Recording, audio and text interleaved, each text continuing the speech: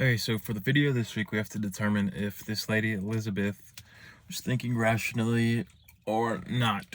And so here's my answer. Yes and no. I say yes and no only because, sometimes when you're playing a video game, anything, could be anything, literally anything.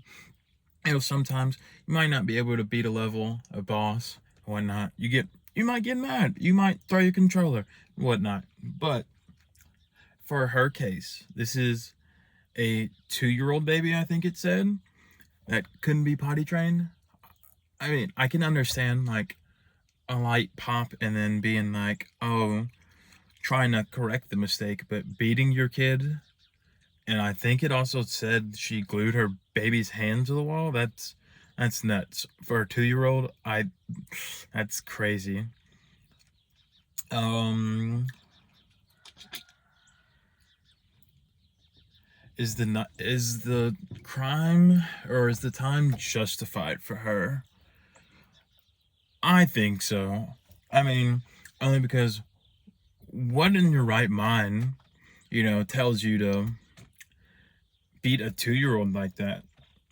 I've looked into a couple articles, read a couple news outlets about this case, and she put her baby in a coma. I think that's crazy. Like I said before, I think a light pop on the hand would have sufficed, but beating your kid, gluing their hands to the wall, that's nuts. Um, yeah, it's crazy. And to support my research, I've looked at a couple of laws for, her crimes. And in Texas, intentional injury to a child 14 or younger is a first-degree felony, punishable by 5 to 99 years. I mean, it's deserved then if the courts are saying, she gets 99 years for that, for child abuse. And yeah. And then if it was a first-degree felony, aggravated, in the act of all severe violence, it can lead to 5 to 99 years of life in prison.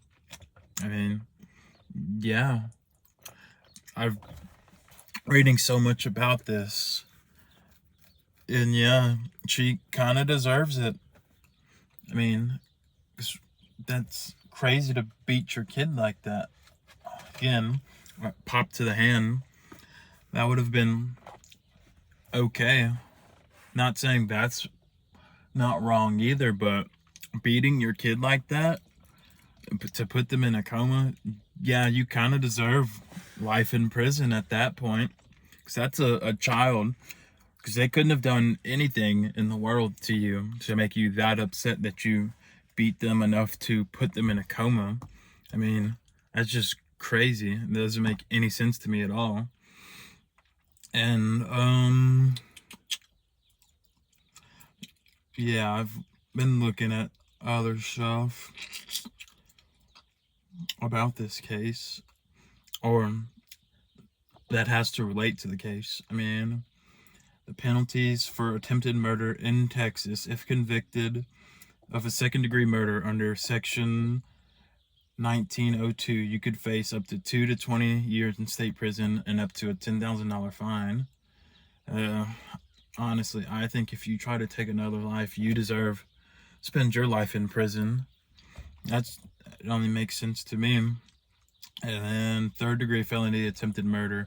For cases involving attempted murder, charges that would be first-degree murder had they been completion, such as those including sudden passion penalties, include 2 to 10 years in prison and up to a $10,000 fine.